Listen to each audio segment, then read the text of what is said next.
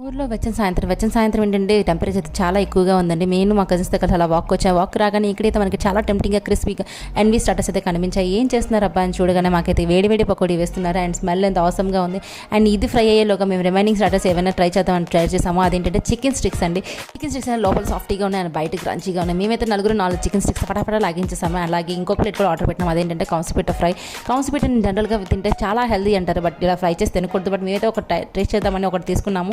ఇది కూడా బయట క్రిస్పీగా ఉంది, అలాగే లోపల కూడా క్రిస్పీగా ఉంది. దీన్ని కూడా ఫట్ లాడించేసామని. అలాగే మేము ఏ స్మెల్ చూసి ఏంటంటే ఏమో అదేనండి క్యాజీ చికెన్ పకోడీ అయితే మనకు ప్లేట్లోకి వచ్చేసింది. ఈ ప్లేట్ని కూడా ఫట్ అని చాలా ఫాస్ట్గా లాగించేసాం. ఇది చాలా టేస్టీగా ఉంది అండి, చాలా క్రంచీగా కూడా ఉంది. ఇది తినేలోగా మనకైతే టెంపరేచర్ చాలా కూల్ అయిపోయింది, చాలా గాలి వస్తుంది. అలా అక్కడ మేమైతే ట్రెండ్స్లోకి ఎంటర్ అయిపోయినా. అక్కడ ట్రెండ్స్లోకి ఎంటర్ అవ్వగానే కొన్ని టీ-షర్ట్స్ తీసుకున్నాం. అండ్ షాపింగ్ కూడా కంప్లీట్ చేసుకుని బయటకు రాగానే వర్షం అండి హెవీగా పడుతుంది. 10 minutes అయింది వర్షం పడి. అండ్ ఈ గ్యాప్లో మేమేం చేయాలో తెలియక ఐస్ క్రీమ్ తీసుకొని ఐస్ క్రీమ్తో ఎంజాయ్ చేసాం. అండ్ వెచ్చని సాయంత్రం కాస్త చల్లని సాయంత్రంగా ఇలా మారింది. Subscribe my channel.